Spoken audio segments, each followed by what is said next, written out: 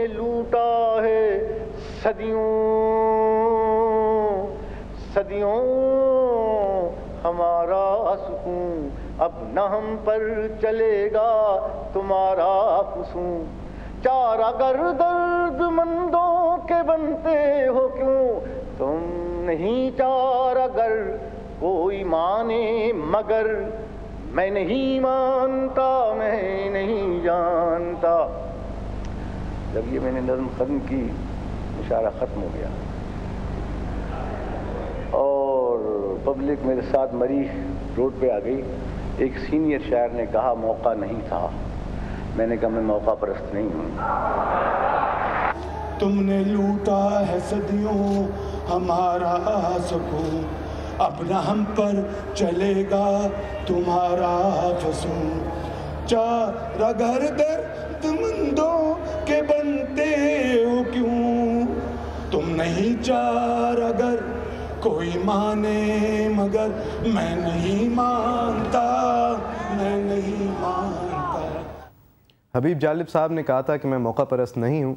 शहबाज शरीफ साहब को अगर आज वो सुन लेते, अगर आज वो ज़िंदा होते और वो सुन लेते कि एक चीफ़ मिनिस्टर पंजाब, हाजिर chief minister Punjab, established order का हिस्सा, ताकत का सरचश्मा, पंजाब के अंदर काफ़ी सारे चैप्टर्स के अंदर एक स्टील बैरन, एक 1800 एकड़ के घर के अंदर रहने वाले, घर क्या महल क्या गांव के अंदर रहने वाले, जो उनका ज़ाती हो, ख़ुद बनाया गया हो, उसके इर्द गिर्द दीवार हो, वो हबीब जालिब के गीत गाते हुए ये कह रहा हो कि मैं इस निज़ाम को नहीं मानता और नहीं जानता, तो हम गेस कर सकते हैं कि उनके तासुरात कैसे होते।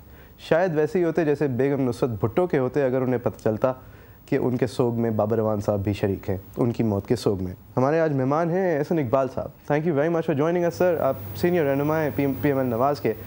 इकबाल साहब, मेरे पास आपके लिए काफ़ी सारे काफ़ी सवाल इंटरेस्टिंग हैं जो कि शायद होने नहीं चाहिए थे अगर मेरी नज़र में आप लोगों से थोड़ी सी गलतियाँ नहीं होती। लेकिन सर, पहली बात तो ये बताएं कि ये कराची की सियासत के ऊपर कमेंट करते हुए आप लोगों ने क्या वाकई में ये सीख लिया है कि चैनल बंद किस तरह किए जाते हैं? नहीं, मेरा ख्याल है कि ऐसी तो कोई बात नहीं है। लाहौर में या पंजाब में कोई ऐसी सियासी पार्टी नहीं है कि जिसके पास कंट्रोल हो केबल्स का, जैसे कि कराची में एक सियासी जमात के पास है। और लाहौर में ऐसी कोई ना शिकायत आई है, ना कोई हमारे इल्म में आई है। और यहाँ तो मुकम्मल मुश्किल तरीन अदवार में भी यहाँ चैनल चलते रहे हैं। कभी उस तरह की शिकायत जैसी कि कराची में एक सियासी जमात अपनी जब भी कोई खिलाफ एक्टिविटी हो उस पर बंद कर देती है, लाहौर में या पंजाब में शिकायत है। इकबाल साहब, अभी एक मेजर चैनल की तरफ से शिकायत आई, उन्होंने 2 दिन से वो इसी चीज़ को कैरी फॉरवर्ड कर रहे हैं कि इमरान खान साहब उनके पास स्क्रीन पे आए और उन्होंने एक और चीज़ दिखा दी कि आपने इस धरने के लिए ट्रांसपोर्टर्स को पैसे देने के लिए सरकारी निज़ाम शुरू किया, सरकारी इंतज़ामात का इस्तेमाल किया, तो आपने उनके चैनल बंद करवा दिए।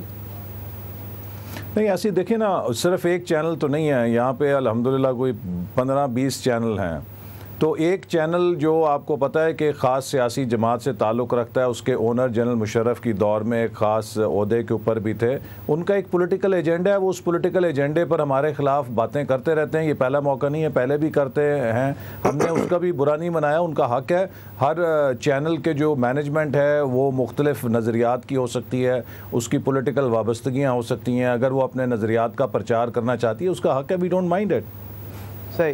इकबाल साहब, मुझे फिर चलें, मैं अपने असली मौजू की तरफ आ जाता हूँ।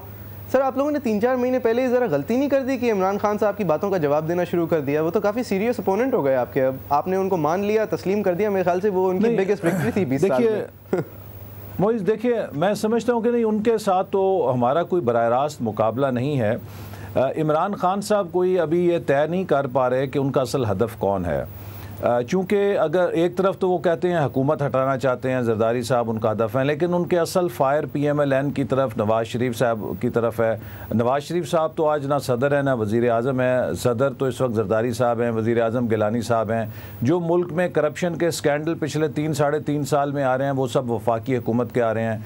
पिछले 3.5 साल में पंजाब हुकूमत, हम इंसान हैं, हमसे गलतियाँ भी हुई हैं, लेकिन एक बात हम वाउच कर सकते हैं कि 3.5 साल में कोई मेजर पॉलिटिकल स्कैंडल हमारी गवर्नमेंट का, हमारी पॉलिटिकल लीडरशिप के हवाले से, मीडिया उतना ही हॉस्टाइल है जितना सबके लिए है, कोई सामने नहीं आया। हमने कोशिश की है कि यहाँ पर मेरिट के ऊपर, गुड गवर्नेंस के ऊपर जिस हद तक इंसानी तौर पर इन हालात में मुमकिन है अमल किया जाए। मिसाल मैं देता हूँ, पुलिस की जितनी रिक्रूटमेंट हुई, कोई MNA MP उसमें मुलव्वस नहीं।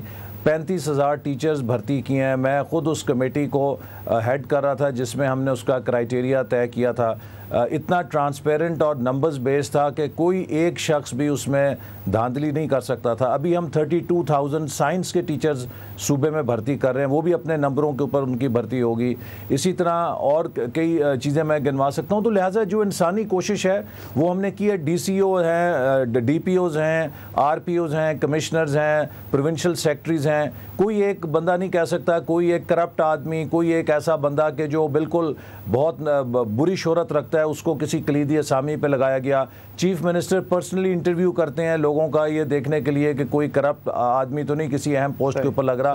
तो आप यही कुछ कर सकते हैं इन हालात के अंदर। सही। एहसन इकबाल साहब, एक ब्रेक लेंगे सर, मुख्तसर सा वक्फा लेंगे। व्यूअर्स, आप देख रहे हैं सियासत। ब्रेक के बाद मैं ये पूछना चाहूँगा कि ये अगर करप्शन नहीं है, अगर नहीं हुई है करप्शन, चलें मॉरल करप्शन नहीं होती, फिर कि आप अपने इक़्तिदार की वजह से फ़ायदा उठाते हुए एक रैली का इंतज़ाम कर रहे हैं या दूसरी रैली के अंदर स्पैनर इन द वर्क्स डाल रहे हैं, क्या ये हुआ है भी या नहीं?